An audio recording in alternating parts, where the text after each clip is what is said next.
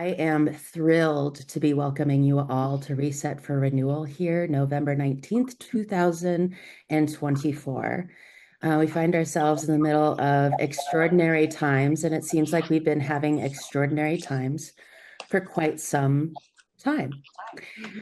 And with that, what is clear is that the need to nurture and integrate children and youth into our spiritual formation journey, into our lives, into our work, into our faith, into our community is more critical than ever. I am so grateful to all of you for the ministry that you've chosen, through the ministry that you've been called for, and that you're taking the time to come together to share your wisdom and take this time to help our denomination, the United Church of Christ, grow in this area of our love of children. My name is Tracy Howe. I'm the minister and team leader for Faith Education, Innovation, and Formation. I have been a youth minister.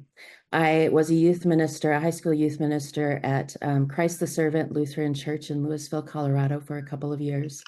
I had the joy of doing outdoor ministry for children and youth for 3 summers, and I've continued to find so much grounding in the lives of our children now as I'm the mother of a 14-year-old.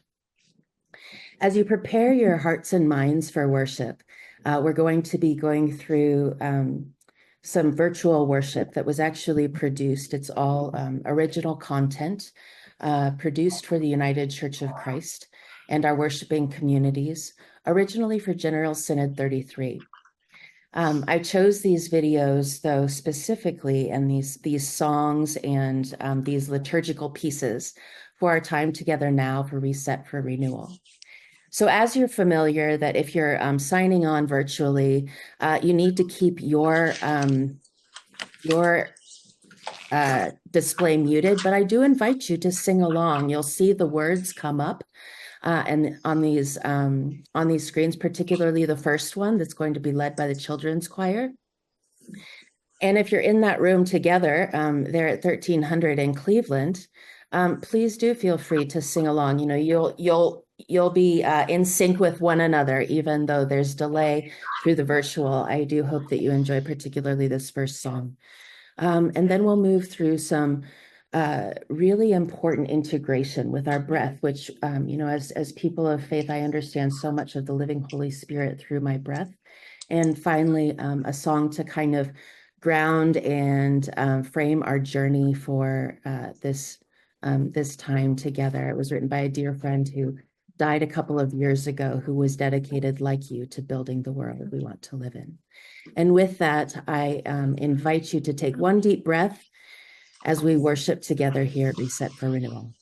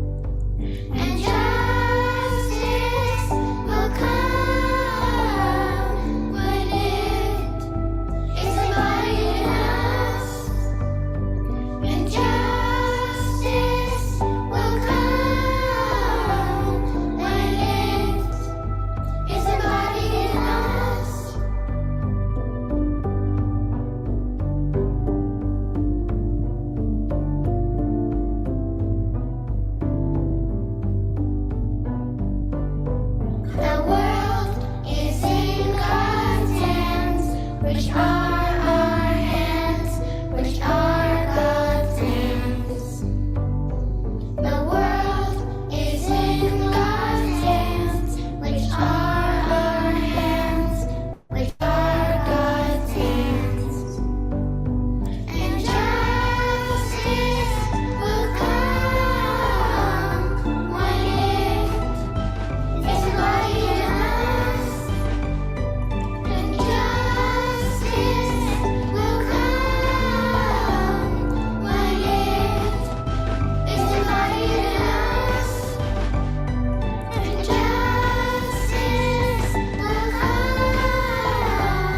when it is embodied in us. And justice will come when it is embodied in us.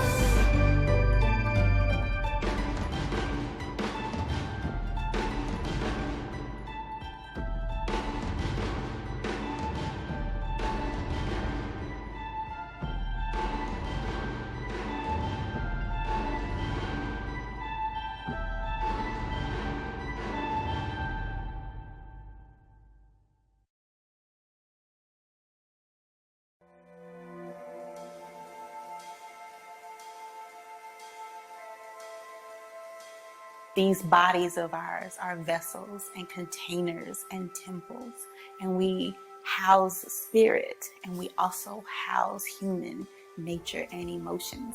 And we do that all at the same time, and that can be hard and difficult and beautiful. So it is in these times and these moments that I want us to breathe together, even in this virtual space. Do this in your own bodies, wherever you are, but knowing that we are breathing together, that I am breathing with you. Harnessing your breath, doing intentional breathing of what is normally an automatic function, can open up blood vessels so that oxygen gets to the muscles. It can cause your organs to not have to work as hard. It regulates the body. So when the brain sends signals through the rest of the body is ready to function in a well way for whatever is happening in the moment. And that's something to think about. Breathing is not just a way to come down. It's not just a way to relax. Breath can be preparatory, right? It can be what is needed in the moment to do the action. Think of like a runner coming out of the starting blocks. And it also then can be a way to decompress, a way to regulate. So you're going to breathe in 4 heartbeats. You're going to hold for 4 heartbeats and then exhale 4 heartbeats. Think of these heartbeats as rhythms of your energy. So think of it as the boom, boom, boom, boom, boom, boom, boom, boom. That's the 4. So we have a couple of options. I'm gonna go through all of them and just describe them as I go, and you enter in, and please adjust them in any way that doesn't provide for your range of bodily motion. And this shouldn't cause any pain or exclude anyone from being able to enter in, but adjust as you are needed, and maybe you find your favorite. So the first one is going to be just to put your hand over your heart, and you're gonna tap with that rhythm. Again, you're breathing in 4 heartbeats, holding 4 heartbeats, and exhaling 4 heartbeats. So here we go. You're gonna breathe in, boom, and hold, and exhale. Take the whole time. Now you're gonna do it clapping. I'm gonna clap up in a motion to inhale, hold it and clap, and then clap down as I exhale. Let's do this together. In, holds, exhale. Now head side to side, same rhythm. You're gonna inhale and hold and exhale. Whew, I get lost in that one. Feels so good. We're going to do what I call Aquila and the Bee, because this is when in the movie, she would slap her thigh, and that would help connect her rhythm and energy to the remembrance, bringing forth that recall of being able to spell the words. So we're tapping the thigh. You're going to breathe in and hold and breathe out. Excellent. Same thing with the foot. In and hold and exhale. Now, some of those you can do, they're more visual than others. Some of them, people can't see what you're doing. So that way you could do them in any spaces or places where you need to harness that breath, where you need to be in an intentional space with your breath. Now, this last one is a little more jiggy. We're going to move, so then people are going to know what you're doing, but that's fine. That might need to be your superpower at the moment. So the last one is going to be to sway from side to side with the same rhythm. So this is the boom, boom, boom, boom. You see that? And feel free. Get lost in it. Last one. In. And hold. And exhale. Just do that last one again. In. And hold. And exhale. Whew, how'd that feel? Regulated, right? I know, feels great. So thank you for your time together. I enjoyed breathing with you even as we share this virtual space. Let everything that have breath be well and praise God. Amen and Ashe.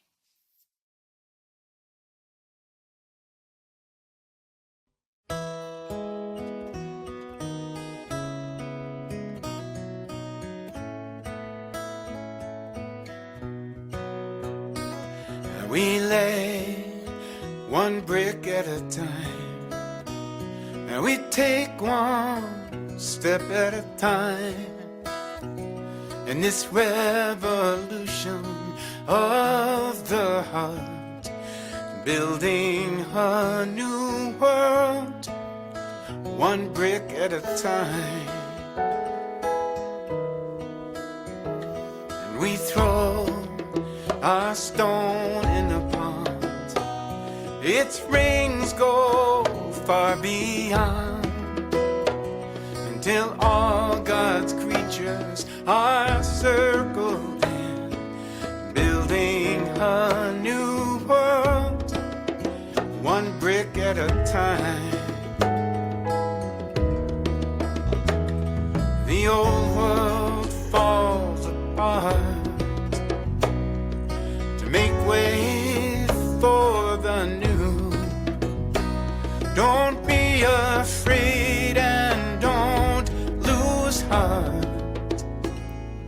Love is breaking through. We mix our dreams and our tears, and we make our mortar strong, binding together earth, sky, and song, building a new world, one brick at a time. And we hear the cries of the earth, and we feel the pain of the poor, and we challenge the systems of greed and war, building a new world, one brick at a time. The old world falls apart to make way for the new. Don't be afraid and don't lose heart. Love is breaking through. What we do might seem small, and we may never know the smallest things, when done with love, multiply and grow, one brick at a time. The old world falls apart to make way for the new. Don't be afraid and don't lose heart. Love is breaking through. Oh, love is breaking through. We lay one brick at a time. We take one step at a time in this revolution of the heart, building a new world, one brick at a time, one brick at a time.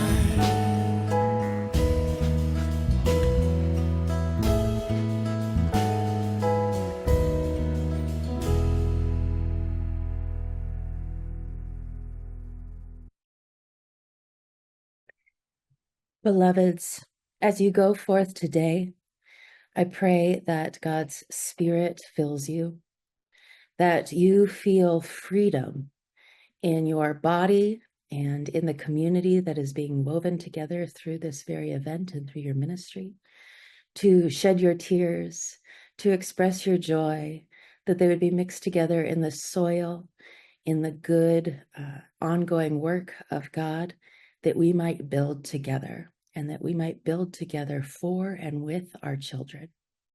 We ask all of this through the many names in which the love of God is embodied, and in the strong and beautiful name of Jesus. Amen.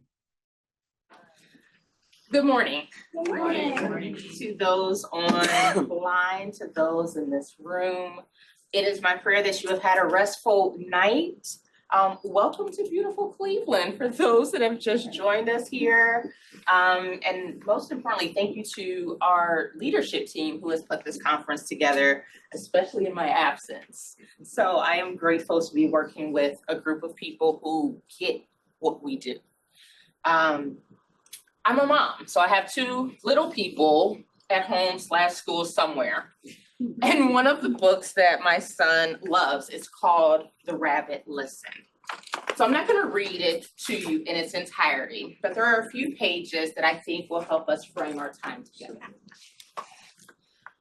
So I'm going to jump in about halfway. But what has happened up until this point, there's a little boy, and he's upset. His blocks have fallen down, and for kids, that's traumatic. I've worked so hard on this. It's no longer standing. It's the end of the world. So one by one, all these different animals have come, and the little boy has just not responded. So I'm going to jump in, and it says, Taylor didn't feel like doing anything with anybody. So eventually, they all left until Taylor was all alone. In the quiet, Taylor didn't even notice the rabbit, but it moved closer and closer until Taylor could feel its warm body. Together, they sat in silence until Taylor said, "Please stay with me." The rabbit listened. The rabbit listened as Taylor talked. The rabbit listened as Taylor shouted. The rabbit listened as Taylor remembered and laughed. The rabbit listened to Taylor's plans to hide, to throw everything away, to ruin things for someone else. Through it all, the rabbit never left. And when the time was right, the rabbit listened to Taylor's plans to build again. That is our call in faith formation, in children's ministry, in youth ministry, and for the church. I know when I went to seminary, there are some things that I did not expect to have to do. I didn't know that I would have to be a cheerleader some days. I didn't know I would have to be a nurse other days.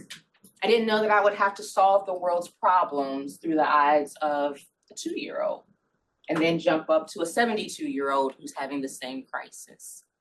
But this is the work that we have been called to do. And each of you have responded with a yes. You may not have always wanted to say yes. There are days you may have thought about something else. Maybe it was a difficult moment for a child. Maybe it's the political system we live in. Maybe it's just the church being the church and getting it wrong sometimes. But you're here, which meant you continue to say yes. So I'm grateful for the yes that you have given to not only the church, but to the invitation to come together for the next couple of days. It is our hope that you are renewed, that you have permission to imagine, that you have permission to listen and dream of a new possibility for our children.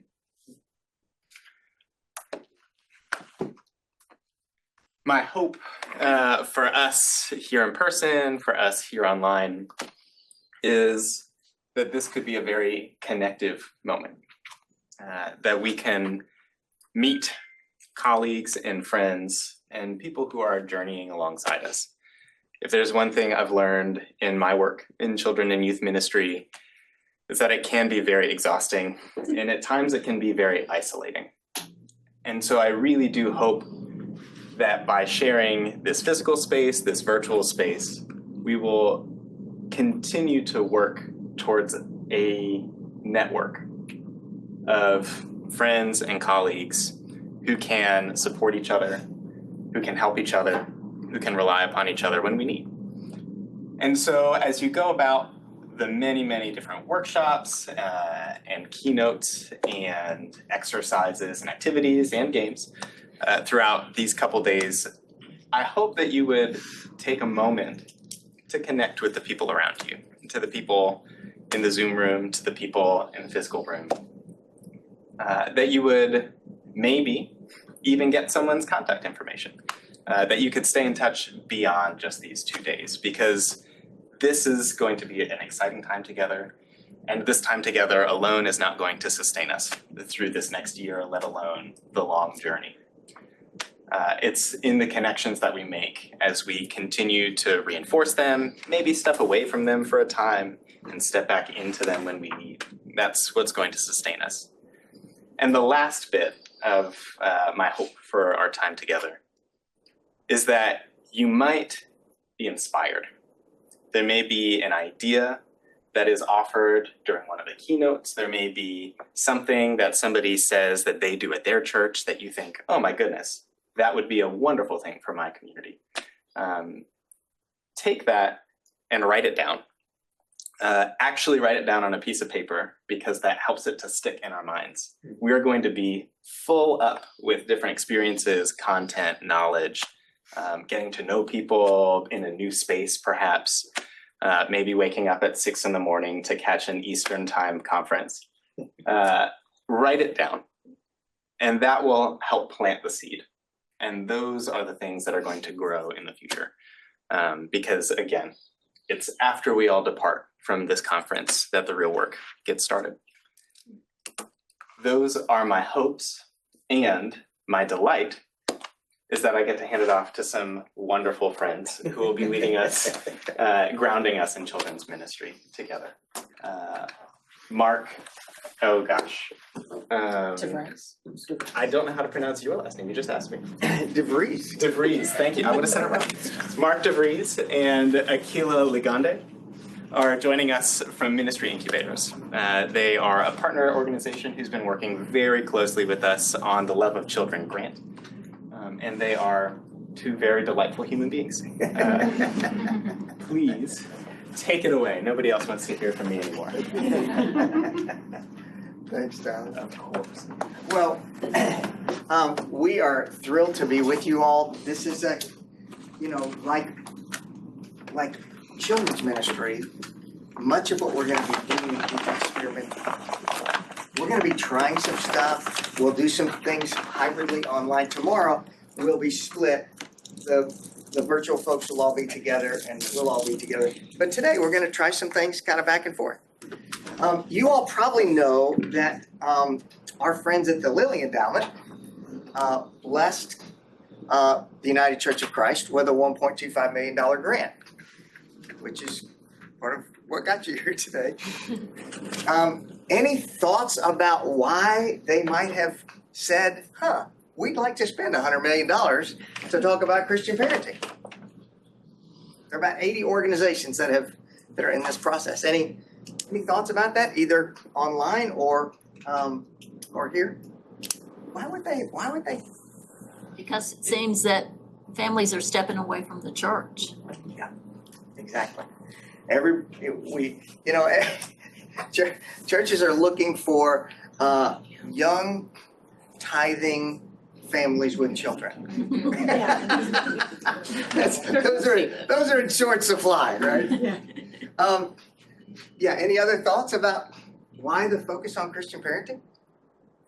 Because parents or the adults who are raising children are the most important parts of their spiritual development. Yeah, thank you for that nuance. This is, it's called the Christian Parenting Grant, but it is for Christian parents and caregivers. So thank you for reminding us that there are lots of frames for that happening, right?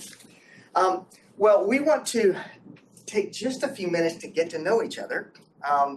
And so we'll do breakout rooms in here, and y'all will do breakout rooms online. And so here's what we want you to talk about. In your rooms and in your breakout rooms online, let's say there'll be 4 or 5 people in your group. And let's say, as seems appropriate, the youngest person in your group will be the moderator. And here are the things we want you to talk about. Just describe a little bit about what your current children's ministry look like. We're just gonna make a connection, ground yourself in, here's my name, here's what our current children's ministry looks like. And then if you would, talk a bit about what you bring with you today. That could be some real fear and anxiety about what's going on back at home. That could be some gratitude about a new thing unfolding in your world. It could be about your ministry, or it could be about you personally. You're free in Christ to do however you'd like to do that. So Tyler, if you can send everybody breakout groups, I'll do different instructions for in here. And in the meantime, I'm going to share my screen.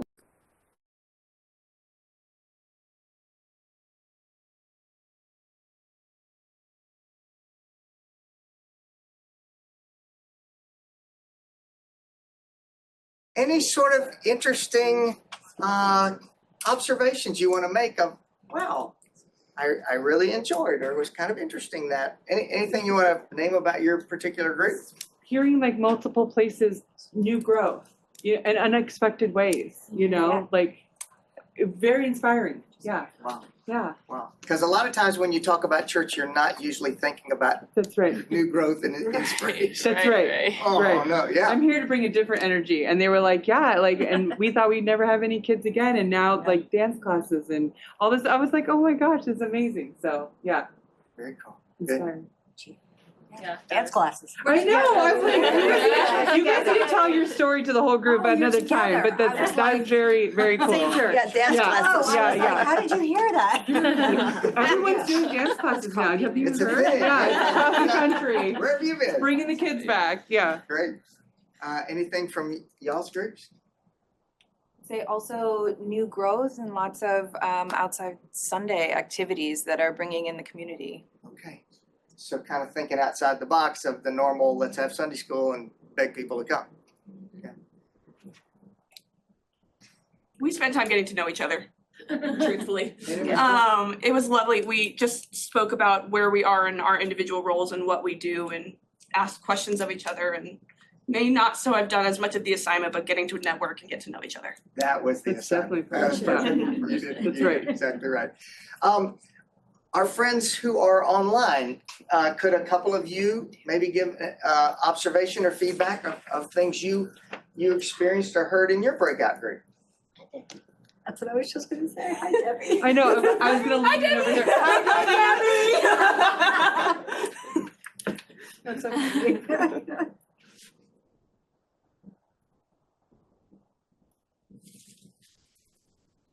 Would you like to call on Debbie to share? Yes, yes. You've been nominated to make an observation about your group. I don't know.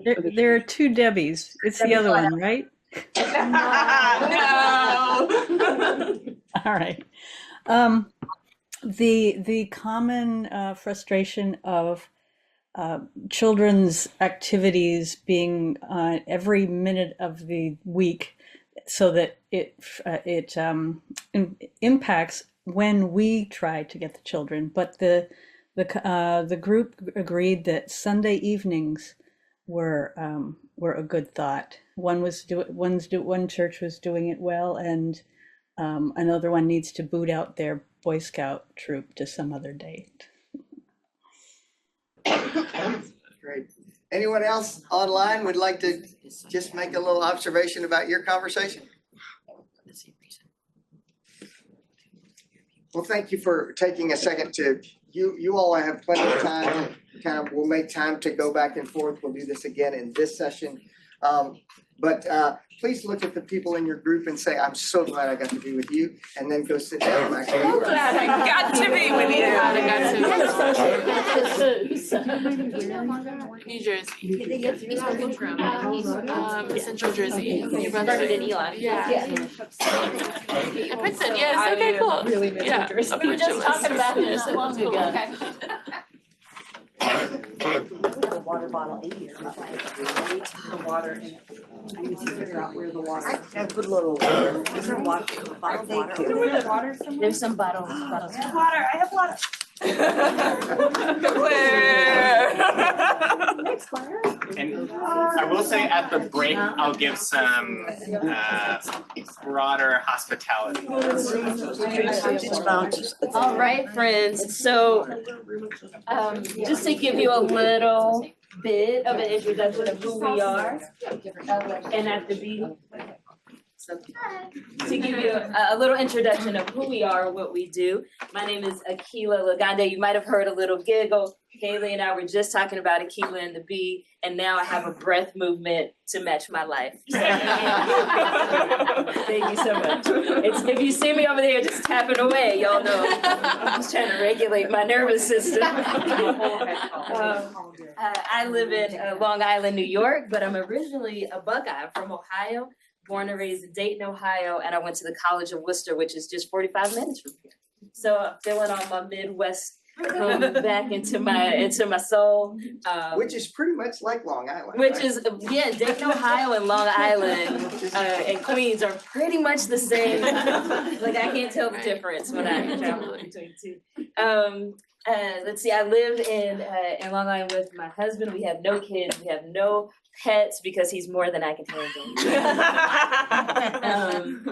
But I have been with Ministry Incubators for about 10 years, and we are 10 years old. So I've been able to work with Mark for glorious 10 years together doing this great stuff. A little bit about who we are at Ministry Incubator. So we help, kind of the core of who we are is we help early stage entrepreneurs or innovators, folks who innovate out of love. We get to help them clarify, launch, and sustain their venture, their project, their big God dream, their crazy idea. We get to help them to really clarify that. Who are they trying to reach? Why are they trying to reach them?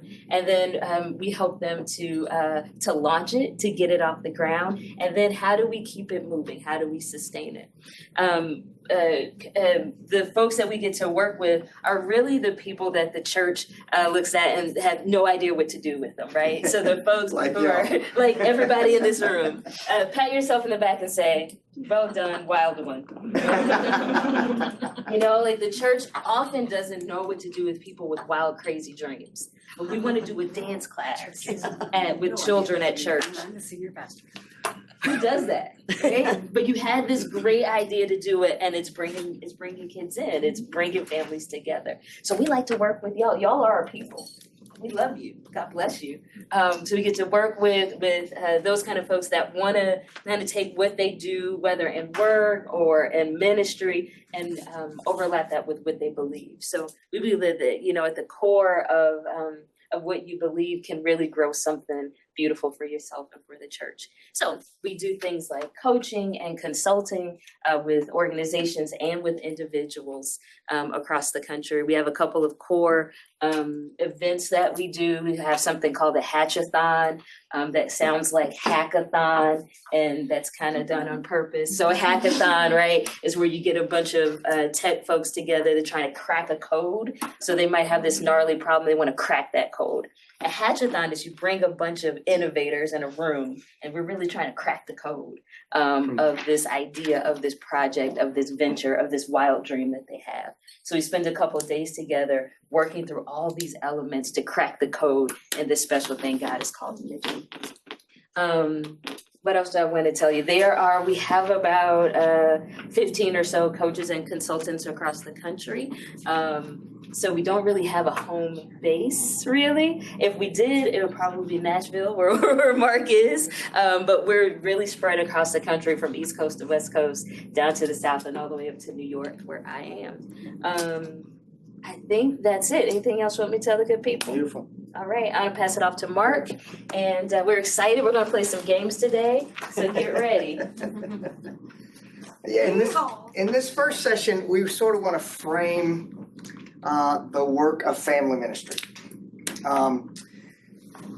which has been named and claimed as a priority for about 40 years, and it has not turned into anything clear yet. We ain't done nothing about it yet. And we haven't, there are not well-worn paths.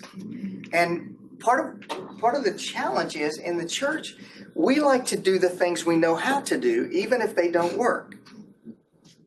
You follow me? Yes, absolutely. Doing things that we don't yet know how to do, which I would argue is the heart of what discipleship is. Going to the other side of the lake and following Jesus to places we've never seen before, doing things we've never done before. So today we're gonna walk you through a little 45-minute romp through here's where we are in family ministry today and how we got there. You can reshare whenever you're ready. I need to reshare, because when I reshare, I feel glad inside. That's true.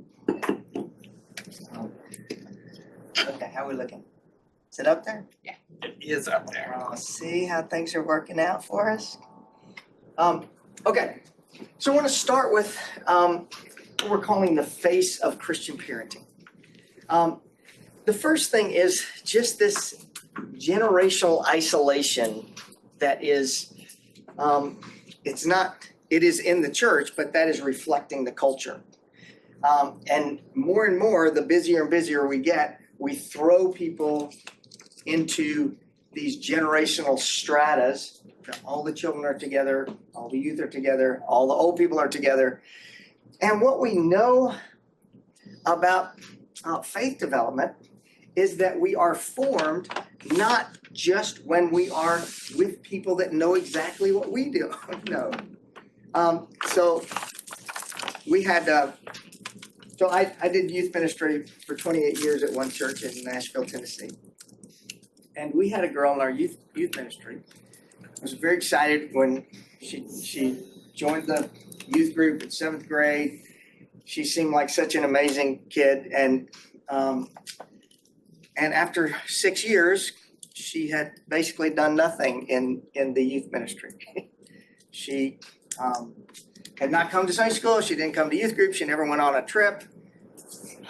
When we got to the senior class, I invited all the seniors to do sort of a special monthly get together, and she decided to start coming to that.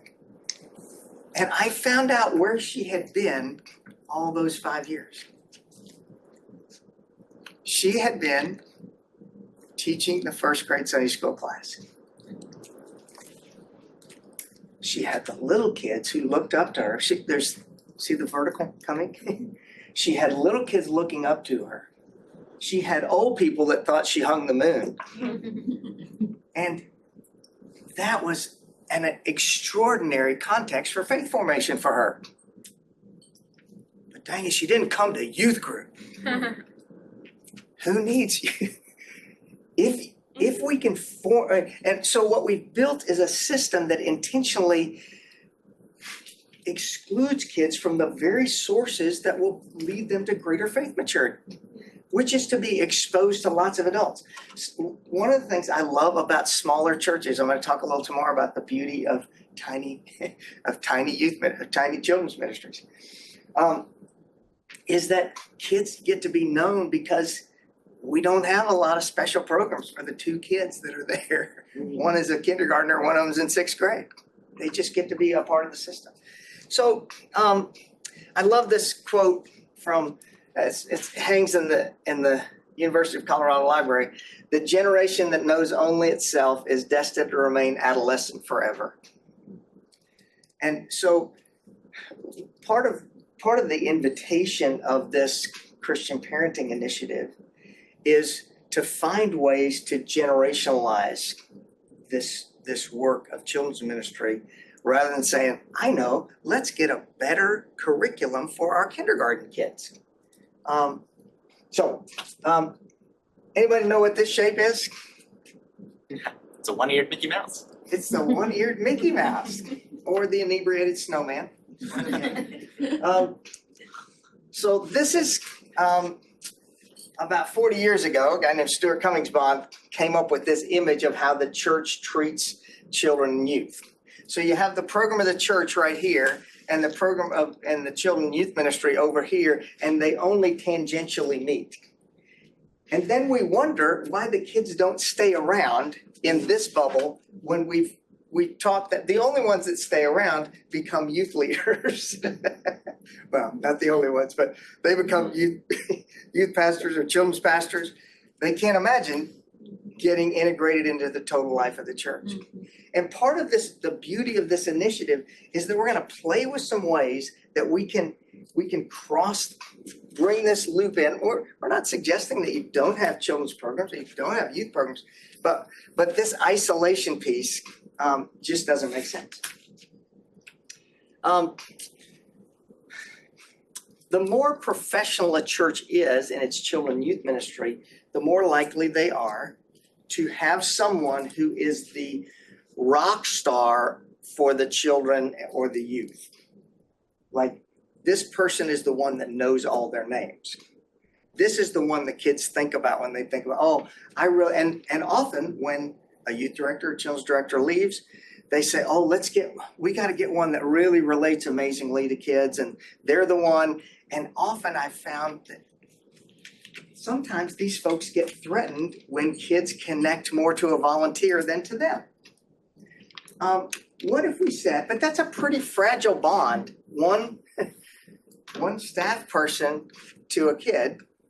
What if we saw ourselves less like camp counselors and more like relationship architects? If we said our job is not to be the rock star that the kid thinks of, and when they think about their faith, they're thinking about us. We want to be one of the people, but also architecting these relationships so that our kids know that they're surrounded. Let me illustrate that from my own family. So I have these 3 children, Adam, Debbie, and Lee. Lee is our youngest. She was the most openly resistant to spiritual things, to church, all the things.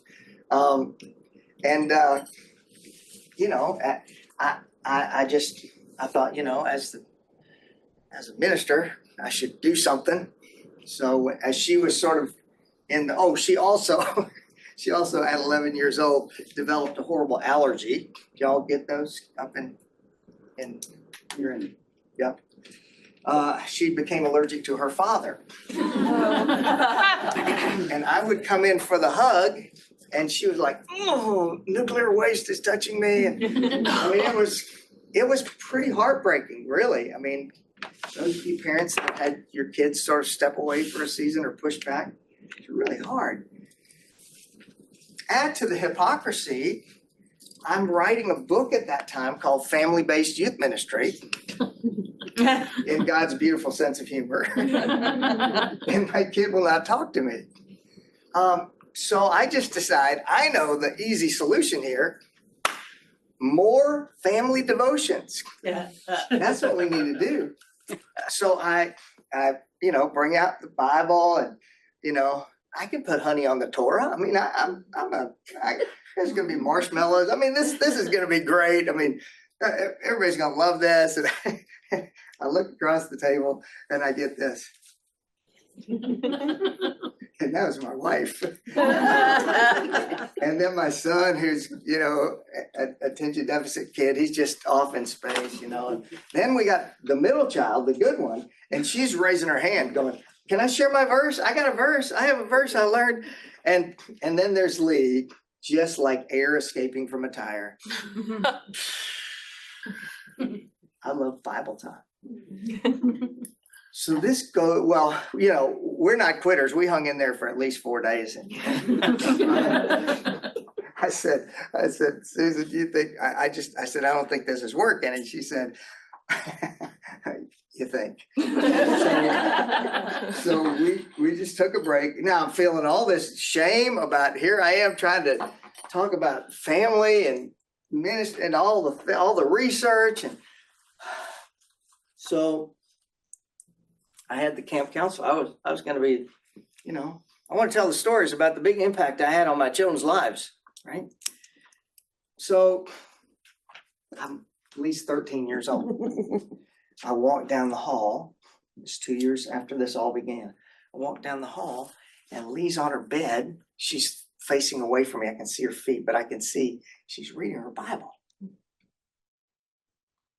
And I run downstairs. I say, babe, Leah's reading her Bible. And Susan says, she didn't learn that from you.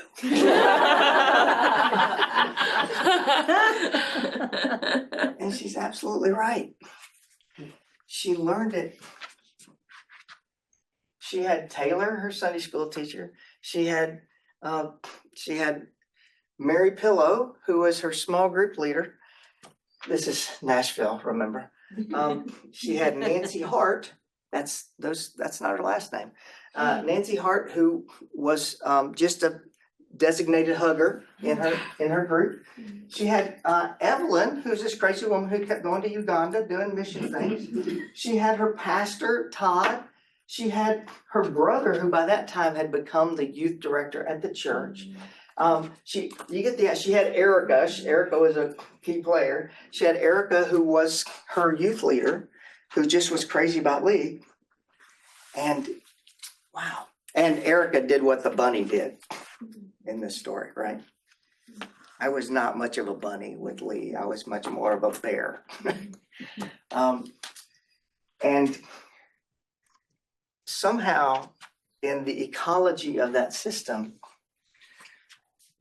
she grew into a faith that was much larger than the tinny sort of kazoo music that I could have played for her.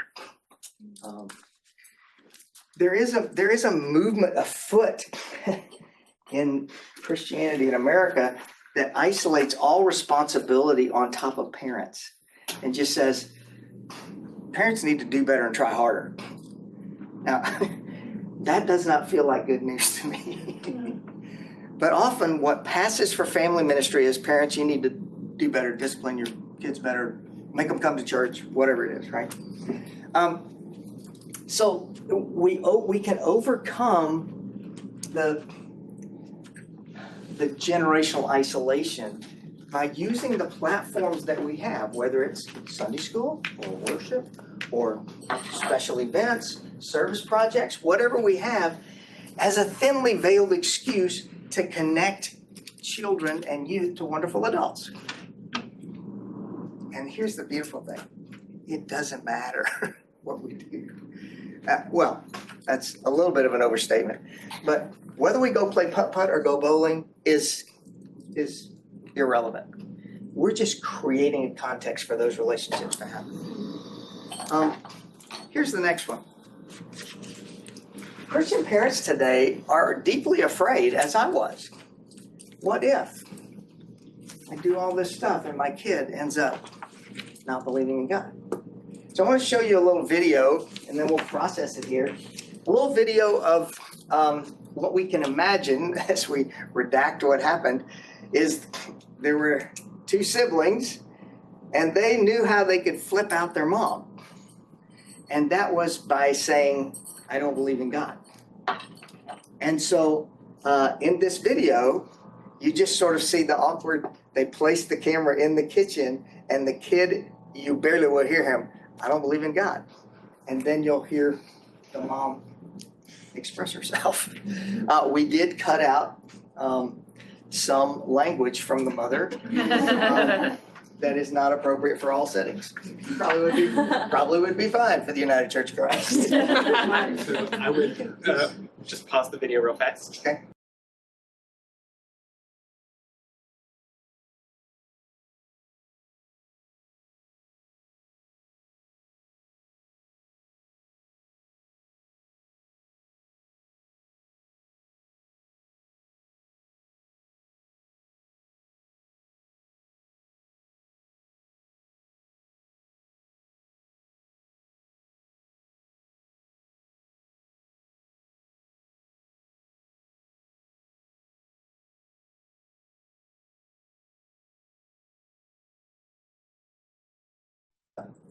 Three times. Apologies to the There it people is. on Zoom. We're just figuring out the tech really quickly.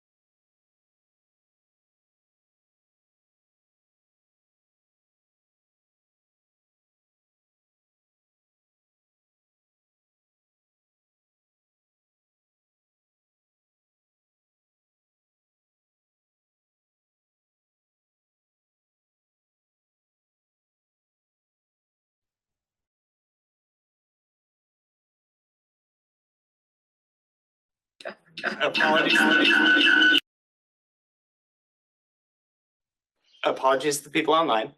Is it okay to re-show the video? Are people in this room okay with that? Yeah, that's Could you fine. stop sharing, Mark, and then re-share and make sure you've selected that you're sharing your audio? Yes, I can. Yeah, yeah. Okay, I'm sharing. Okay.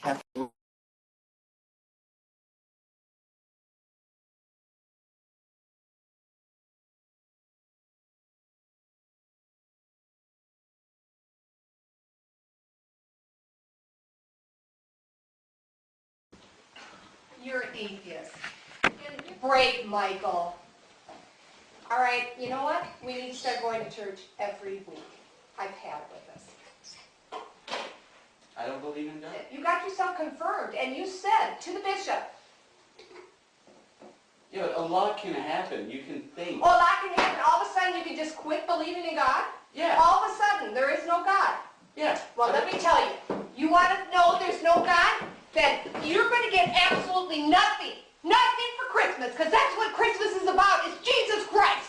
Okay. No, it's not okay, Michael. It is not okay.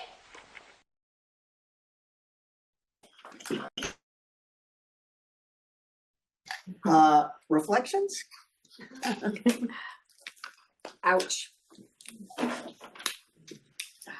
Who are you feeling the ouch for? That poor kid. I feel ouch for everyone. Yeah, yeah. Yeah. I mean, on one hand, to me, the worst case scenario is not that my kid doesn't believe in God, but I could see why that would be so deeply to the core painful and scary. You know. Yeah. Most of us who are parents have had an experience where we have said things in ways that we wish we had not said. this mom and Michael come to church the next Sunday. What does the mom need? Is Jesus too obvious of an answer? Always a good answer. To take a deep breath. Yeah, maybe just a space to take a deep breath. To know that her child is not going to be judged when he enters the space, and also that she's not going to be judged on her parenting because of where her child is now. And I think the mom needs to realize that God is big enough to help her son at the right moment find his way to God. And it's not always her job to release him to God's care. That was a big moment in my life. We can't do it all. To think that we are the only ones that can do it leaves God out of the equation. Yeah. What does Michael need? Space to breathe. Show me the posture Michael's gonna have when he walks in the room. It's good. Yeah, good. Yeah. A little bit of this. How long do you think it'll take Michael to warm up and have a conversation with somebody? Before or after mom's reaction? After. Much longer than it would have. Yeah. Yeah. He needs a better example. If the mom believes in God, she's setting a horrible example for him. I mean, does he really want to be like her? Yeah, and who knows the game they were playing, right? To go through mom. But yeah, she needs to take some of that pressure off and have some other people in his life. So if you're the children's director or the youth director or a volunteer at the church, you walk up to Michael the first 10 times, what kind of response are you gonna get? You're gonna get, pushback or, yeah. I don't want to be here. You definitely know he doesn't wanna be. Yeah. How about we just be the bunny? So I just want to name that the fragility of Christian parents, so many of them are feeling, oh gee, my kid is getting in trouble in school. I feel guilty they're not going to church, but we're so busy and they have friend problems, and so there's all of this fear and anxiety that parents feel, along with this isolation from the places where they could get the support. When we were, not trying to be nostalgic, but in places where there is an extended family present, where you at least have, a holiday together, a Sunday meal or something, there is a provisionalizing the responsibility of the parents. Okay, here's the third one. We're speeding toward disconnection. Just picture it as like centrifugal force. The faster and faster we go, the further out we get from each other.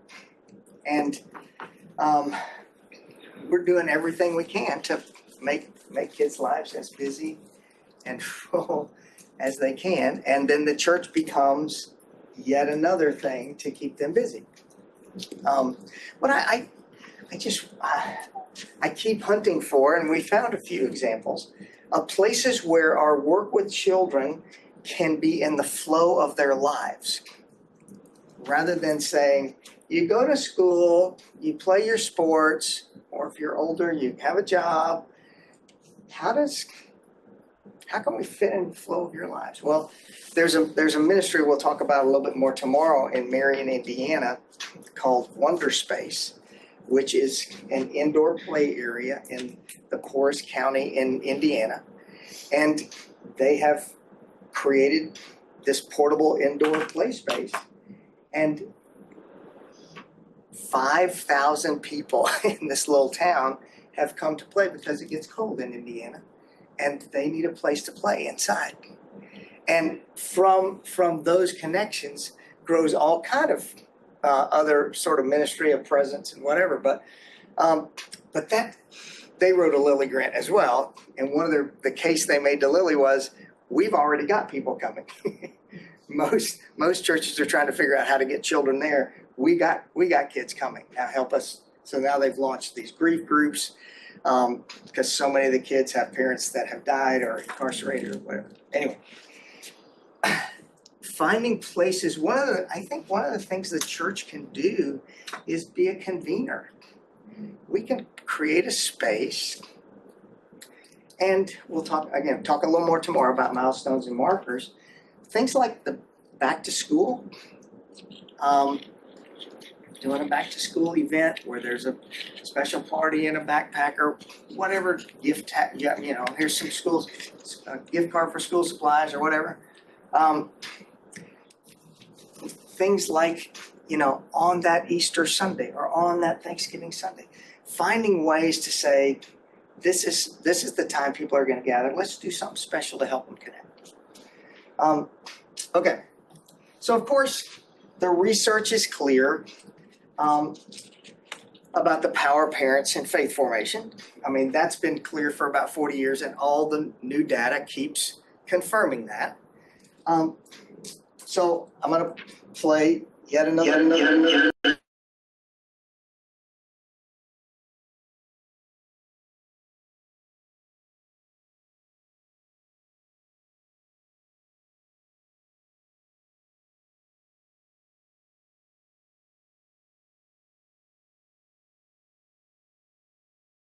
A lot of people ask me what factors are most important in shaping a strong religious faith among teenagers. And without a doubt, there's no question, the most important factor is a strong religious faith of the teenager's parents. Parents clearly have immense influence in informing teenagers' lives, even if they themselves have a hard time seeing that. What we think doesn't work very well is parents who drop their kids off at church, but rather parents who they themselves are involved in this lifestyle and embracing that as well. And when you find a teenager who is serious and committed to their religious faith, almost invariably you find parents who are serious and committed to their religious faith, who are intentional about it. Teenagers learn to read the Bible when their parents read the Bible.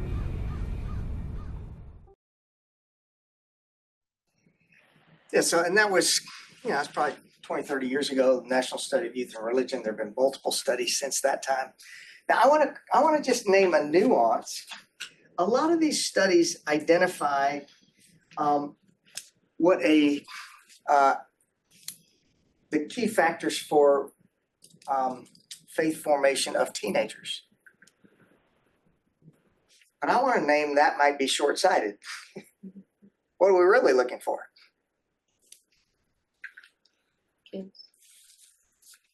Children coming through, teenagers. We eventually want them to be lifelong disciples, not just, a lot of kids had their deepest spiritual moments when they were teenagers because they were in that bubble over there and they've never been able to recreate youth group again. If our dream is not mature Christian teenagers, but in fact, adults, I want to argue that there's another factor besides parents, and that's where our work comes in. Just for fun, how many of you had at least one person in your life who was formative in your faith as much or more than your own parents were? Yeah, about half of us, a little more than half of us. So you remember the story of Jesus at 12, right? He goes to the temple in Jerusalem with his parents And a whole bunch of people. and a whole bunch of folks, right? So you remember, they do the thing. He's, has the early bar mitzvah, and then they're coming back. They've done a day's journey traveling. They get back to camp, and Mary and Joseph say to each other, yeah. Have you seen the Lamb of God who taketh away the sins of the world? And they look around. They hadn't seen him for 10 or 12 hours. if we. Just imagine what I'd be saying about those parents. Right. If we went on a trip and we didn't see our kids for 10 or 12 hours, you'd call us lousy parents, right? I want to argue that they were not lousy parents. They understood parenting very differently. Oh, Uncle Abinadab's got him. Cousin Jesse's with him. Aunt Miriam, he's somewhere. Somebody's got him. There's all this frightening talk about biblical parenting. We won't get into that. But here's biblical parenting where we say we're not all by ourselves. It's just not just mom and dad or caregivers. It's the whole community that is involved in raising this kid.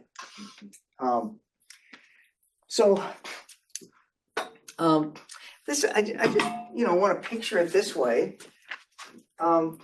Yes, the nuclear. Just imagine this is the flow from childhood to adulthood. Hopefully, a faith-forming process.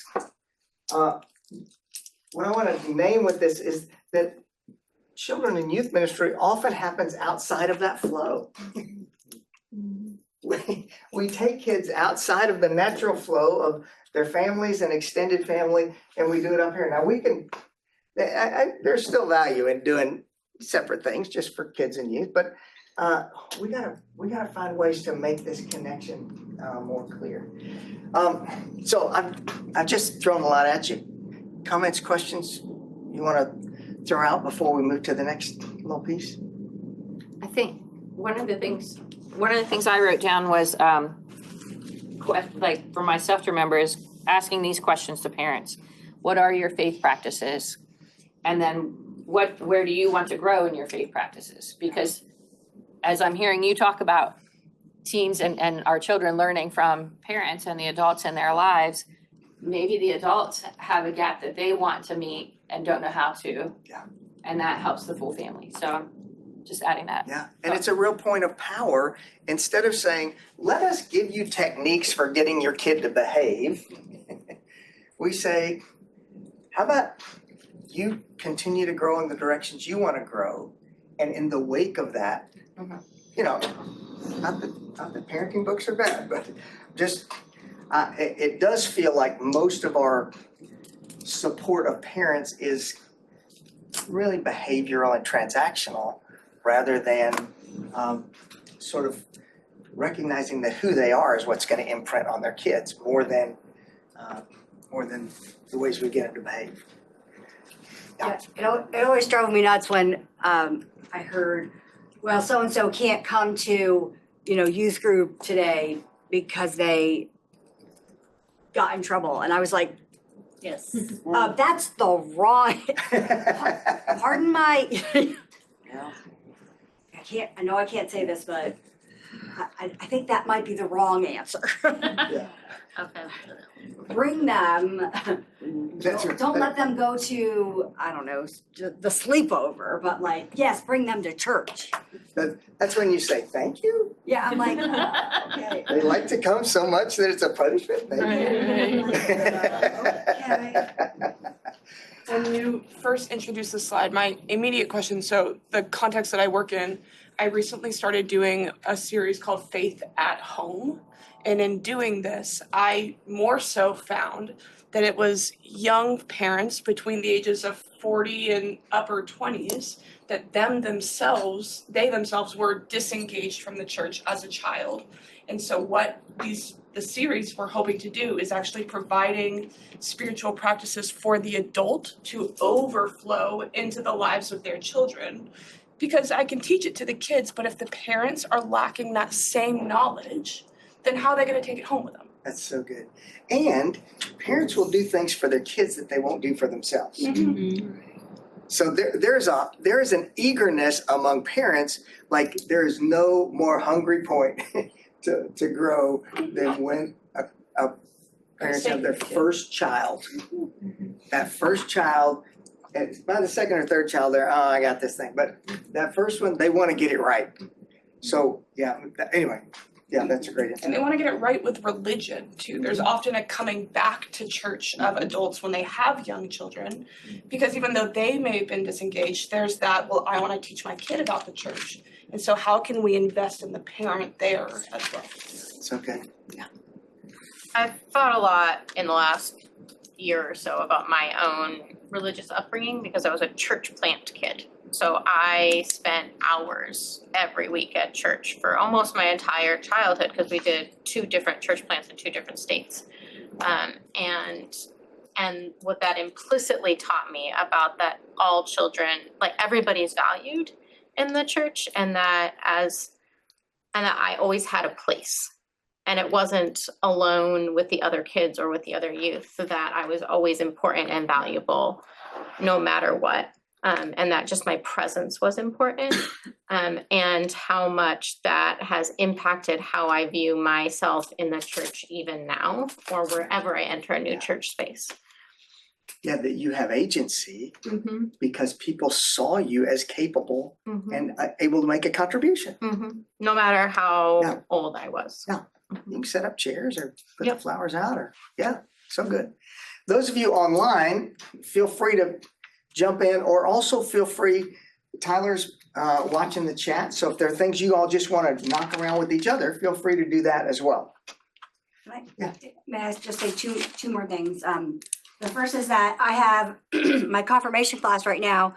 I have an adult in the class because her child is in the class, and she herself was never confirmed. So she said, may I take the class with him? And I was like, absolutely. No. So we do not allow such things. So that, I just love it. And so that, I wanted to say that. The second thing I wanted to ask is, in my journey, I started out in faith formation over 20 years ago, and I'm now ordained as a solo pastor. But unfortunately, my 2 children have, I believe, suffered in their own faith formation because I moved from church to church in my jobs. And my son, both of them, my daughter did get confirmed. But my son never got confirmed. And they just missed like a solid home base. And I feel so sorry in my soul for that, just in terms of where I was. My stepdaughter, however, got a great, she was the right age at the right time and had a fabulous youth group, strong. She actually converted from Judaism on her own. She decided, yes, I want to be a Christian. She got baptized and confirmed on the same day. And it was just literally all timing. And I was wondering if any of you had an experience of, kind of moving in your own journey, that your own children had that like kind of weird experience. Nope, just me. Okay. But my son, who doesn't, he believes, but like they both pretty much hate church. But he has a tattoo on his thigh of Romans 12:20, which is, you can defeat evil by good. So there you go. That's. Wow. I was just curious if anyone else had that. Like, I just want to name the particularity of every kid that's coming to our ministry. Everybody they're not coming as blank slates. They're backing out, they're entering in. Okay, we got 4 minutes left. Sorry. And I want to know, it's great.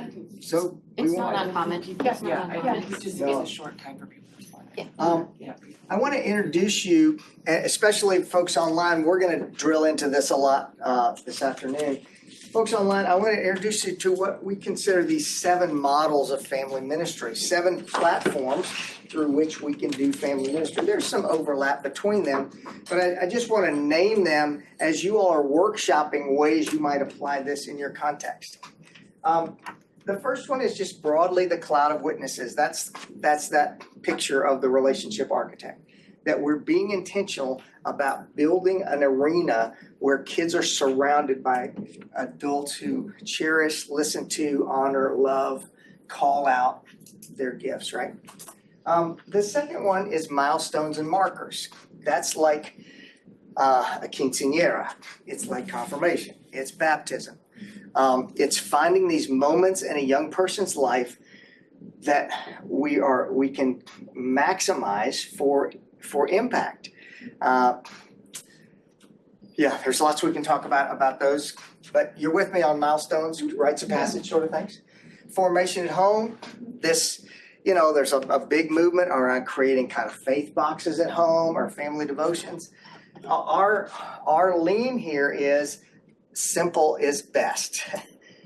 Something that doesn't require 3 pages of instructions, just something tactile, all right? But there are things that can be done at home. We'll talk about that. Overhearing worship, that's the playground that many of you have heard about. Some of you are actually doing, where kids pick up. Somebody has said, we overhear better than we hear.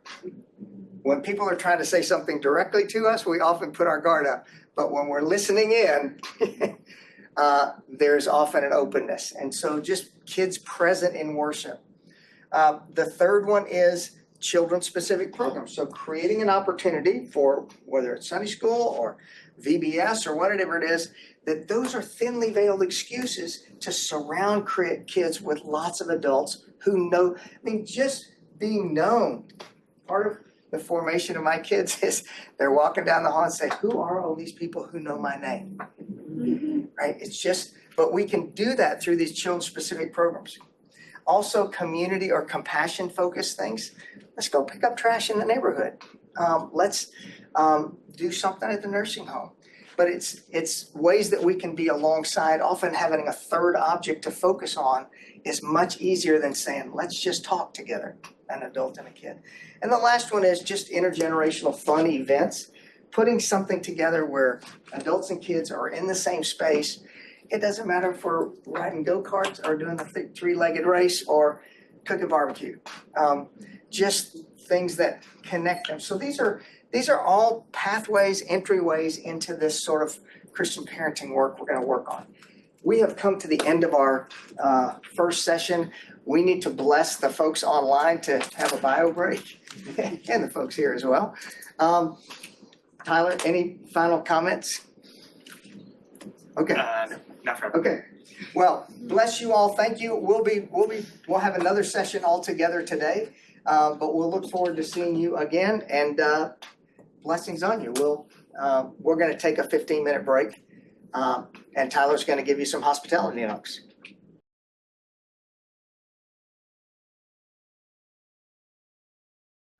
Reverend Terrence, I have us at 10:45 if you're ready to get started.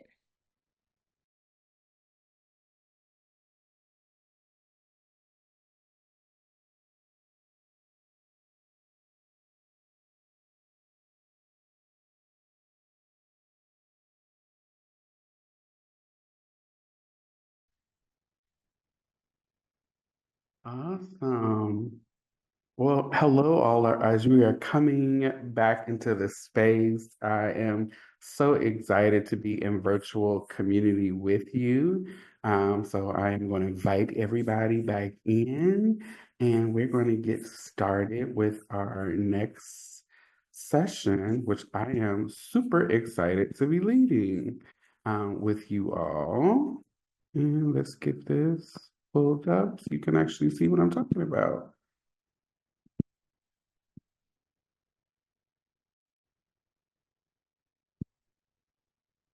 It looks like Tyler is still sharing their screen, so I'm going to work on getting that down. My apologies. No worries, no worries. Hello, all.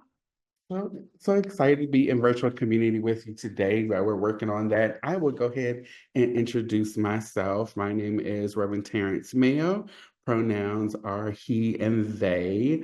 And I am the Director of Community Ministry with the Center for Youth Ministry Training. Guess that is a mouthful of words there. And I am so excited to be with you today. A little bit about me. My background is a mix of all the amazing things. I've been in ministry for over a long time, both in youth ministry, also serving as executive pastor, and also working in education and nonprofit sector. So I have over a long time of started out as a high school teacher, then worked my way up into site-based administration and did a couple of things in faith-based education. And now I am with the Center for Youth Ministry Training, which I have been with now for almost over a year. And so as we come back into the space, I love to just do a check-in with you all. And so I'll put that in the chat. So a check-in question for today, if you could provide one word in the chat that describes how you are feeling coming into this session. So just one word to describe how you're feeling coming into the session. While you're doing that, already excited and exhausted. I understand that. I understand that very well.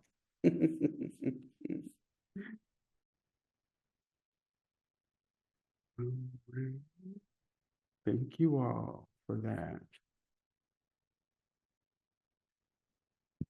Yes, yes. Many of these are resonating with me already. Already.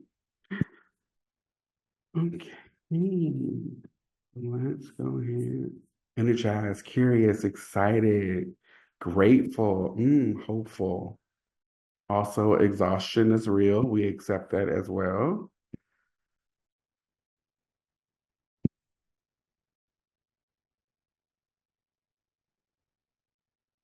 Totally understand that. Well, thank you all so much for sharing this. This is great. Okay, let's make sure this is working. All right, and if you can give me a thumbs up if you can see my screen.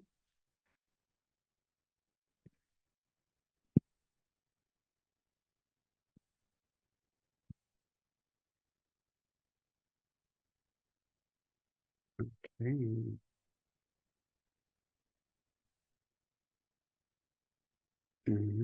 Okay, wonderful. Well, we're going to go ahead and get started. Again, my name is Terrence Mail, and I'm glad to be in virtual space with you today. As we begin to think about how we're coming into this space, you all are energetic, and I love all the feelings and emotions, and we accept them all into this space. So thank you for offering those. As we are doing this work and thinking about what digital resources, digital ministry look like, and digital safety looks like for our young people, I want to really invite us to also as we are co-creating this space together for the time that I have been allotted to also think through how we'll be in a community together. And so you might have done this with your earlier sessions, but if not, I always feel it's great to just take a moment and to center ourselves and thinking about how we will be in virtual community with ourselves and how we might model this as a exercise in modeling how we can be good digital stewards. And so community agreements are one way to think about digital and physical spaces and how do we construct them with equity and inclusion in mind. And so today I want to offer a couple of community agreements for our time together. So one, together we know a lot, alone we don't know it all. And that just briefly says that there are so much knowledge and wisdom and experience in the room, and we want to make sure that we honor all the different richness and tapestries of what we have to offer. Take space, make space. And so if you find yourself um, sharing your opinions, your experiences, that's what we want. We want you to take up space and share your thoughts and experiences and reflections as you're working through this. But if, as we're doing that, if you come and think like, my voice or my experiences are taking up a lot of space, maybe just hold back just a little bit to make space for others to share as well. Next, I invite you to lean into discomfort. It's how we grow.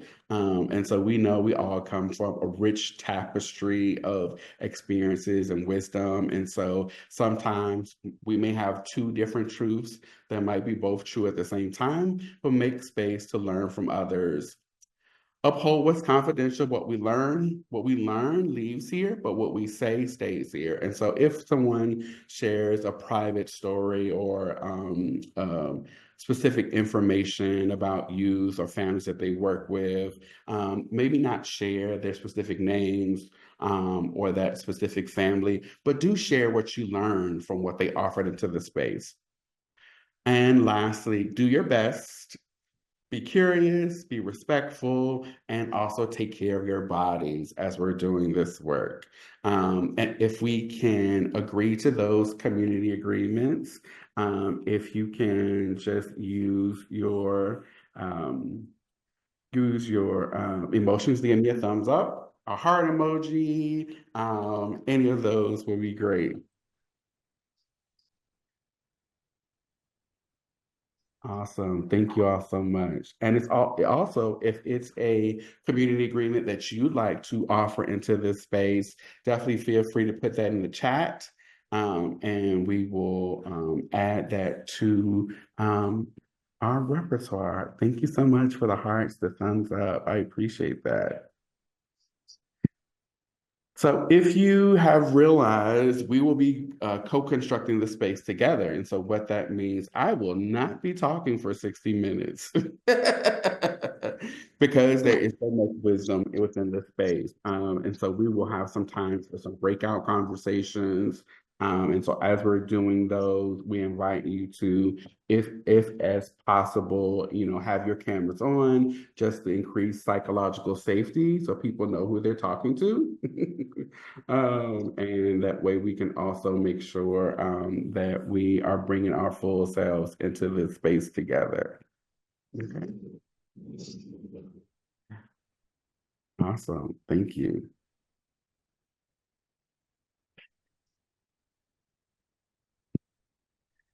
Awesome. Well, as we're thinking about today's technology, you might have a lot of different feelings on it. Some might be excited, some may be frustration, some may be awe, some may be so many different things happening all at the same time, right? So technology is both helpful and it also can be harmful. It is exhausting and also energizing. It can connect us from all across the globe, but it also can really divide us as well as we think through like sometimes harm that occurs in digital spaces.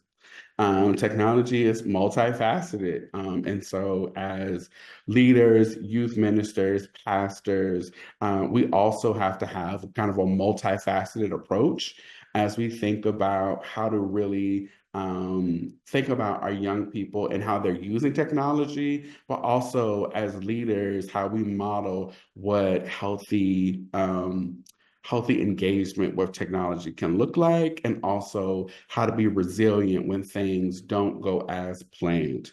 And so in today's session, hopefully we will embody like all of those feelings that comes with technology and leave with some really tangible ways to help you all think through how you're really bringing technology into the work that you're doing in a really healthy manner. And so today, I really want to talk about 4 distinct areas. And as a practical theologian, as much as possible, leave you with some really strong tools to take back to your communities and think through the ways that you might actually use some of these in the work that you're doing. And so if you don't have something to write, jot down, take notes with, I encourage you to take a second and go ahead and grab something, because we're going to do some reflective exercises as part of this. And so whether that be you're taking notes on your mobile phone or you're taking notes on a piece of paper and pen, whatever needs you might have, I encourage you, take a second, get you some writing utensil, as we start to go into this work together. Like I said, as I go through this work, we'll also be inviting you to think through, and be in breakout rooms together as we think out the different elements of this. And so hopefully with that moment of pause, you were able to get something, a writing utensil, a notepad, or a mobile phone to take some notes, and jot down your reflections. So when we think of first about our key first area of artificial intelligence, I love to see, and get, some in the chat, what comes up for people, like one word response, what comes up for you when you think about artificial intelligence?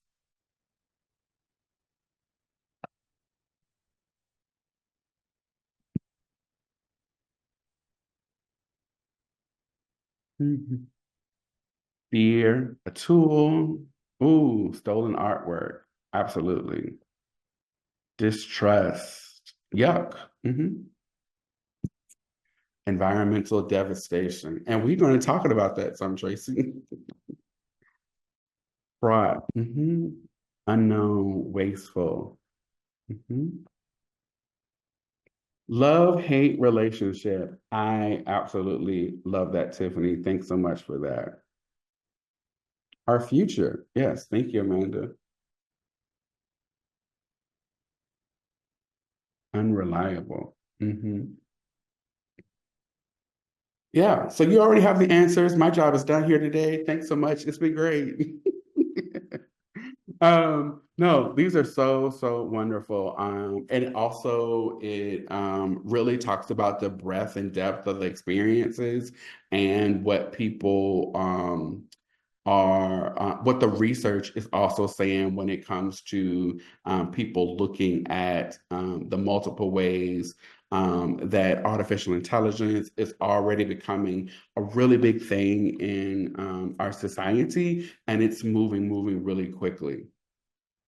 What we also know, what you captured in some of your feelings, is it has direct implications on our present, but also our future, right?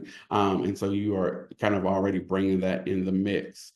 And one of the things that we also know about artificial intelligence is that our young people are really using artificial intelligence in multiple ways in their lives.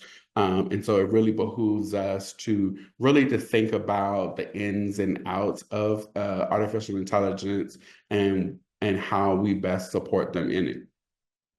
I'll also say one of the things that's happening around generative AI is our schools and our communities are thinking through what does it look like to invite AI into our classrooms and our schools and our communities, and how do we do that in an ethical manner? Because what we know is it's already out there. And so the ability to kind of take it all back is not really possible. But what we want to do is teach our young people how to use it ethically, make sure they understand the ramifications of using it from an environmental standpoint and also an ethical standpoint. Many schools are also thinking through how to invite AI into the classroom in a way that supports learning and that doesn't detract from it. So what the research says is AI is not only used for you young people to cheat. That's one thing, a common moniker that is out there, that, oh, young people only use it to actually cheat on tests or things like that. But what we're also really starting to see is, like I said before, schools are really thinking about how AI becomes part of the modern approach to learning, and how that helps young people brainstorm ideas, create like individual education plans or learning plans, and also really, really think about how they seek seek answers to questions that they may have.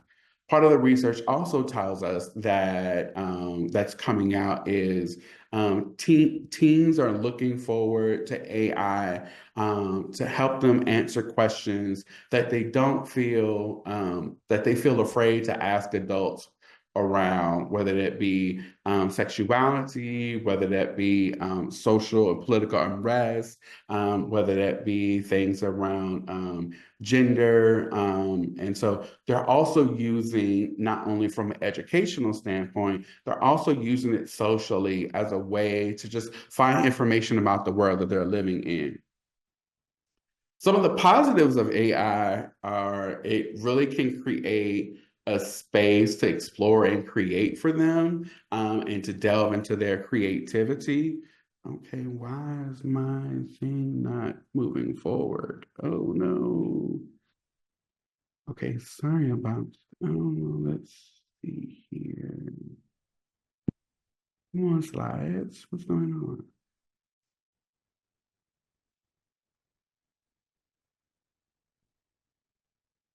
Sorry about that. I just noticed that the slides are not moving. Okay. I might have to stop sharing and reshare again. The joys of technology. Yay! Case in point. Yeah, okay. Let me do that. Okay. Okay, I'm gonna work on that.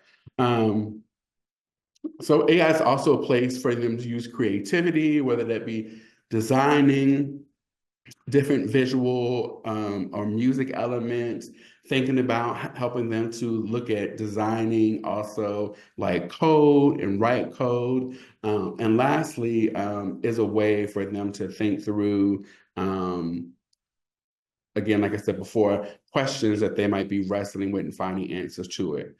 What we also know is that artificial intelligence can't be taken for granted on the information that is produced, right? So we know that artificial intelligence and has been wrought with, especially lately, of creating information that is not already out there. And so sometimes the information is not valid, is not correct. And so there's some fear around there of what's being shared with young people and if they're actually being fed misinformation and disinformation. And also, like you all shared, there are also some definitely environmental concerns around AI, right? So generative AI, things such as ChatGPT, such as Scribe, and now Google and Apple also have AI tools as well. What we know is these applications use a large amount of energy and a large amount of water. And because of that, they are not sustainable for our environment. And there are already a lot of talks happening around how, if we do not create some kind of ethical frameworks and modeling, we are quickly spiraling to not only an area of that it's not sustainable, but is also not well for our environment. And so part of the discussions that we have with young people, hopefully, will also be around how do we increase their understanding and education awareness around the environmental cost of AI. And above just our young people, right? How do we hold companies and organizations responsible for pushing generative AI out without some of these environmental things in consideration? But with that in mind, I'd like to check in as we think through what your experiences are around artificial intelligence. And so we are going to, let's see if I can do this correctly because it's not working. You gotta love when technology is not doing the things it should be doing. So we're going to take 3 to 4 minutes just to check in with each other, into our breakout rooms and talk about your experiences with using generative AI with young people. And in that conversation, I love for you to think like what's worked well and what hasn't worked well. So thinking through your experiences using artificial intelligence so far with young people, what's worked well and what hasn't worked well. Welcome back. Welcome back. I love if we could get 2 people to share about what came up for you when you in your conversation.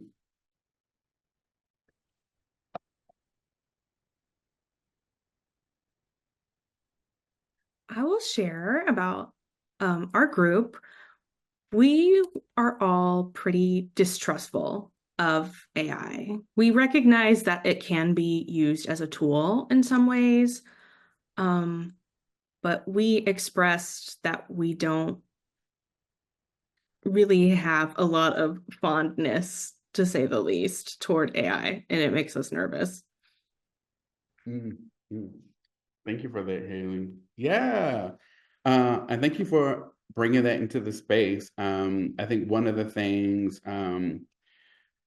youth workers, educators, even content creators are talking about is, right, this ability to trust the information that is being produced.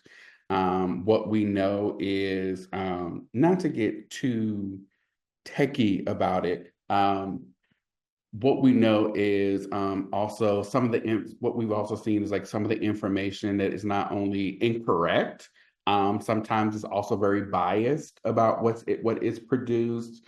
And so like youth LGBTQ advocates have already started to talk about how some of the information can also specifically be damaging to LGBTQ youth or what's being shared, and how we have to be really careful about that. And so, yes, to your point, yeah, there are a lot of questions on one, how to ensure that the information is correct.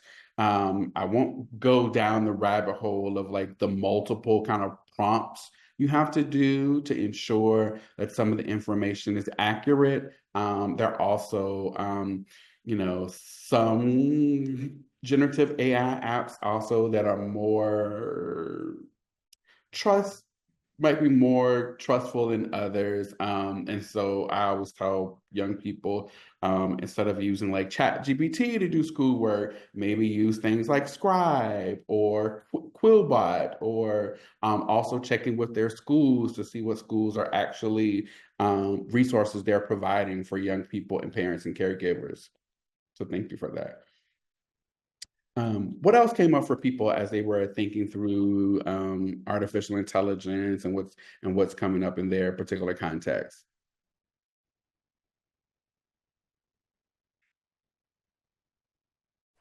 We talked a little bit about how it doesn't feel like genuine. Um, and that like especially teenagers, they know when things are not genuine. So Carmen, I think, said that somebody suggested she had a quick turnaround with needing to do a worship service, and somebody suggested putting it through like AI or something, just as a tool. And then like the funny thing is, it just came up that said this meeting is being transcribed for AI companion. Just now I got a notification. That's funny, but anyway. Timely. But so yeah, just it like things that come out of it necessarily aren't genuine. And then like, the philosophical idea of like, how is that really work for like church and things like that? Like, is the Holy Spirit really working through us or through AI, or like, anyway, so that's kind of what we chatted about. So if I missed anything, someone else can chime in.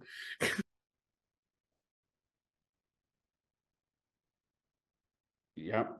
I totally get that. Yep, and heard it as well, right? And so sometimes what I've told people, when it comes to brainstorming, it could be a good tool to use to help for that, or but when it comes to like that concrete stuff, also it lacks emotionality, and so there is no like the human nature context is also missing in that. And so while it would give you like more concrete sometimes things, it will miss a complete understanding of the human condition and the human nature. And so that's one thing to also be concerned about as well. And so yeah, and so as we're having conversations with young people around technology and morals and values and ethics, these are like part of how these kind of conversations kind of flow together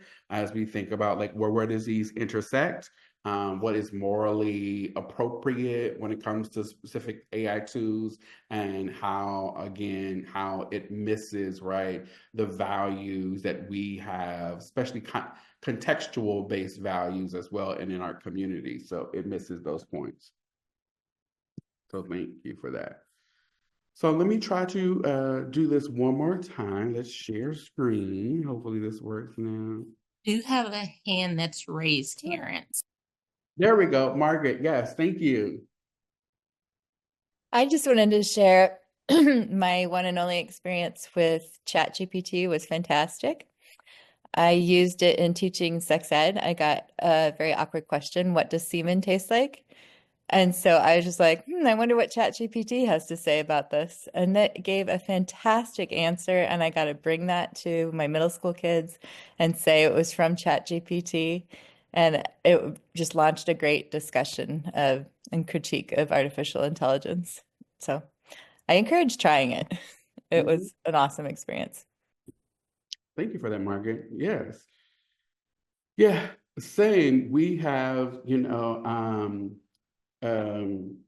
some of the schools I have worked with, they've been like asking a lot of questions like, well, we can't just tell them not to use it because we know they're going to use it, but like, how do we do it in an ethically way? And like, I've been telling them like, when it comes to brainstorming, like use it like that. And then you can also cite it, right? You can say as I was doing this part of my homework, I got this information, from ChatGPT. So, there's a way to credit it, but also, think about question the validity of the information.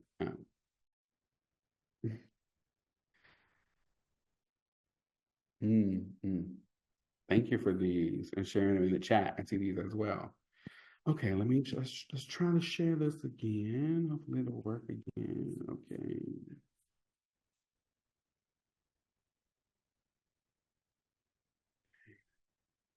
Oh, okay, yay. Okay. So the tool I want to think of through and offer as a way of conversation is what's called app design tricks. And app design tricks are really the tools and tricks that technology companies kind of use to really hold our attention. And so in the attention economy, which we call it, right? Companies kind of prioritize clicks over thriving and well-being, and so you'll see that there are a lot of the metrics that technology companies kind of use now on is how long will people be engaged in their content, and so you'll hear things called like doom scrolling. And that looks at, right, how, people can just lose hours on social media apps all at at the drop of a dime, just like, oh my God, I've been scrolling for like 3 or 4 hours. How did this happen? Well, part of that is because technology apps actually have tricks in them to keep our attention, but also to keep us engaged in very harmful ways. So some of the design choices they use are, some examples are called like autoplay and like notifications. And there are also other algorithms that really track what we do to make sure that the information that we find engaging that keeps coming up in our feed all the time. And so some of these things were actually not, I'm telling my age here, we're not in the original stuff that came out on the internet, but have literally in the last few years, it's like everything has an autoplay. Like I was on, I'm just gonna tell myself. So I was watching Peacock on the app, Peacock TV on the app. And before I knew it, it was like, oh, we're auto playing this next series starting at season 1, episode 1. I'm like, no, I have stuff to and so not just in social media apps, right? But in many multimedia apps, different technologies, you'll see some of these kind of tricks that they're using to actually keep people, especially young people, engaged in the content and what's going on. But we also know that some of that is really, really extremely harmful to young people, especially as we know their brains are still developing. And so what scientists have already started to see as, these design tricks are having a really negative implication on young people's development. We're seeing researchers also showing that within young people and adults as well, our ability to stay focused on particular information is shrinking by the day. And so we're going to watch a quick video that kind of talks about the ins and outs of some of these design tricks and what to look for. And so before we go into the video, I love for us to think through, I love for us to think through which apps that you've used are best at keeping their attention. What design tricks do they use? So what design tricks do these apps use? And how do you redirect your youth from apps that use design tricks to keep them engaged? Yeah, y'all. Joking about being addicted to our phones is as common as breathing. We've all been on our phones, scrolling infinitely, waiting for a notification, or refreshing the page hoping to see something funny. When I started using YouTube, dang, I sound old. When the video ended, it just ended. There wasn't any autoplay, and when you got to the bottom of your Twitter or your Instagram feed, you had to click the next page or there was something telling you that it was the end. Now apps use design tricks, which are basically ways tech companies grab our attentions through design features. You can scroll for as long as your thumb will allow, videos will autoplay and jump right into the next video without you having to do a thing. But it's not by accident, it's by design. Yep, that's right. Our favorite apps are designed to keep us on them as long as possible. It's how they make their money. So today we're asking, what are the design tricks tech companies are using to keep us hooked? So how did we get here? A lot of it starts with this dude, BJ Fogg. He founded the Behavior Design Lab at Stanford University in 1998.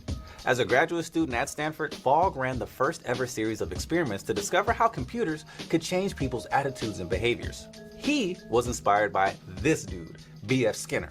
Basically, Skinner did a famous experiment where he put a rat in a box with a lever that gave the rat a snack when pulled. But the rat didn't get a snack every time it pressed the lever. This is called intermittent reinforcement. And as a result, the rat pulled the lever more often, like a gambler pulling a slot. This is exactly what's happening when you're clicking through TikToks or watching Reels. You keep going because you don't know when you'll see something good or rewarding. A few boring or irrelevant videos and posts, then you see something you like, then you repeat. The idea behind Fogg's work is that computers can be designed such that they influence the behavior of the people who use them. Basically, if computers can make our lives easier, here's a funny video, human, then we'll spend more time with them. I'm never letting you out of my sight. I love you so much. And it wasn't just Fogg, though. This was the late 90s going into the early 2000s. .coms were all the rage. Computers were becoming a part of folks' everyday lives. Silicon Valley and Fogg were discovering these powerful tools to predict human behavior at the same time. One discovery Google figured out was that if they analyzed search history, they could help with spelling errors in searches. So that's why "did you mean" would pop up when you misspelled restaurant. This was helpful for the users, but they also realized spelling errors weren't the only thing that they could predict. They continued to explore this data and realized it had surprising power to predict things about us.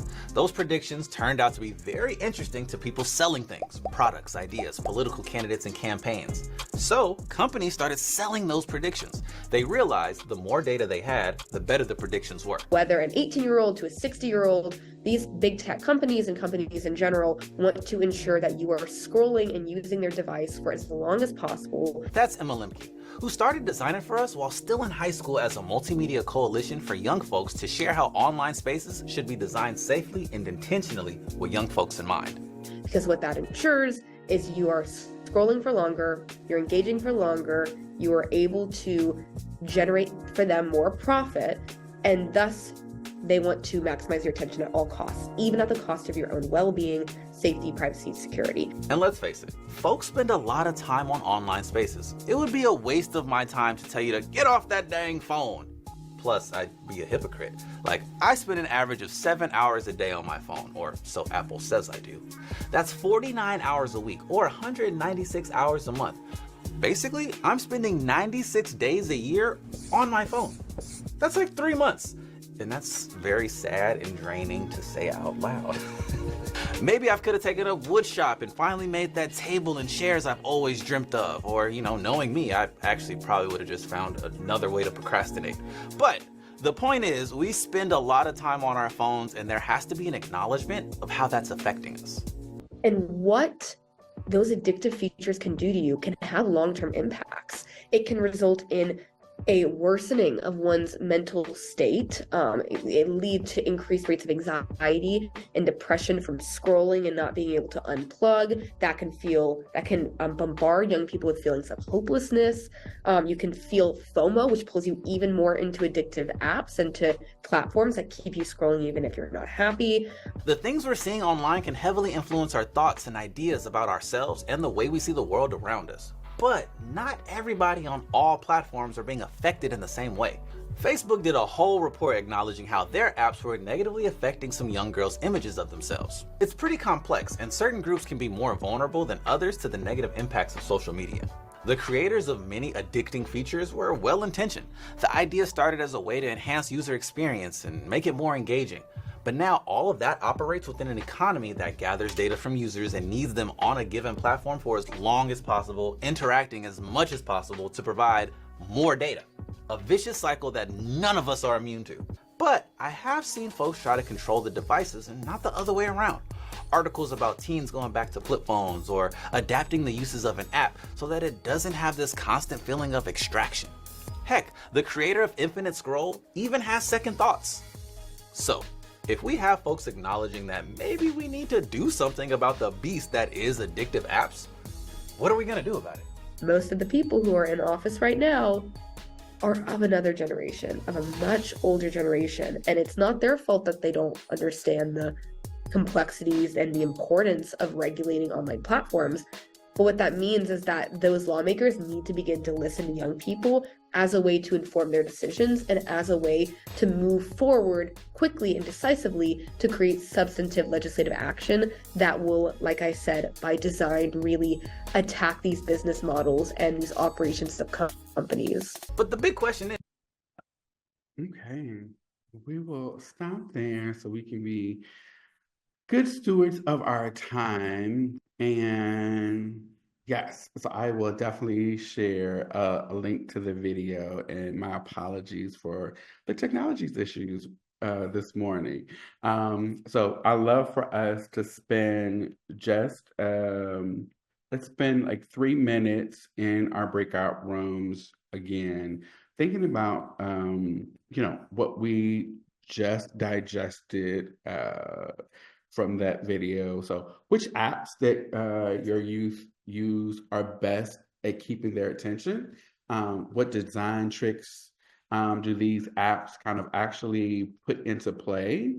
And if you know them, and yeah. And then lastly, how do you redirect your youth from apps that use design tricks to keep them engaged? So let's spend about 3 minutes kind of just talking through that, and then we'll come back with 2 people, see what came up for you as you were having discussions around app usage, the tricks that they're using, and how do you redirect your youth? I'll share some. We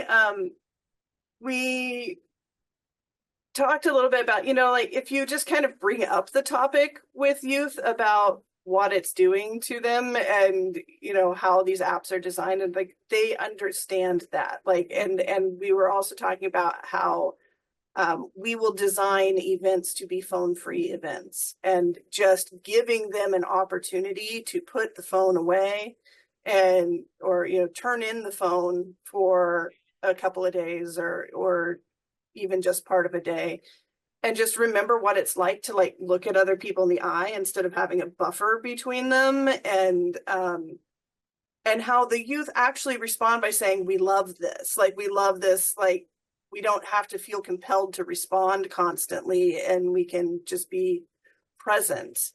That they really like that, but that's complicated by the fact that life has become so integrated with our phones. So like that's also their wallet. That's also their pill reminder. That's also their like thing that they use to create a buffer when they're having an anxiety attack. Like that's, so that's all sorts of things like that it makes it more complicated to just take the phone away completely. So yeah. Thank you for that, Bree. Absolutely. It is one part a necessary tool for our daily lives.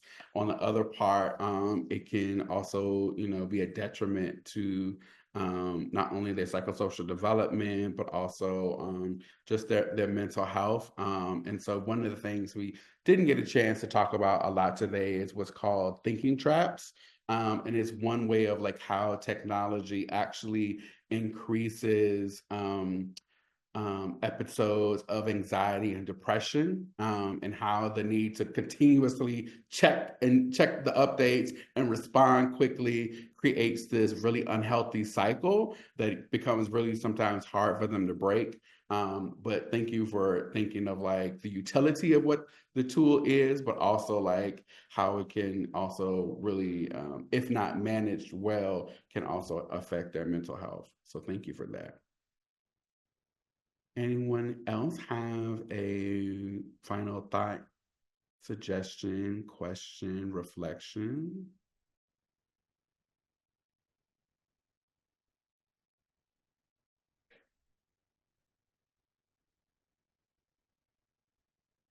Okay. Well, tomorrow I will be a better steward of the technology in my time, so we can go a little bit deeper in our content material. And like I said before, I will definitely share out the slide deck and the videos for you all to review at your own time. And as questions come up for you, you can always send me an email, and I'll be glad to answer what I can. And I will hand it over to Tracy. Maybe? To me, yes. Thank you for today, Terrence. As he said, he will be back with us tomorrow. Depending on where you are in the country, it may be lunchtime, it may be just go take a nap, whatever it is that you need to do to attend to yourself. For the next hour, we invite you to do that. I think we are scheduled back at 12:45 Eastern time. And at that time, we'll kind of go into some of the small groups that you self-selected to hear more about the Faith, Education, Innovation, and Formation team. So I know we have several of my colleagues already here, and I will allow them to officially introduce themselves at 12:45 as you learn more about what the Faith Info team is and how we can serve as a resource to you and your local congregations. So I'll hang out for a couple of minutes just in case there are any questions. Otherwise, if you did not self-select a group, when we log back on at 12:45, you can either let me know which group you want to be in, or I believe there will be a way for you to just pick, even if you've changed your mind from what you originally said, sorry. So I'll hang out for a couple minutes in case there are any questions. Otherwise, feel free to stop your Zoom because I am going to shut it down for the next hour. So see you all very soon.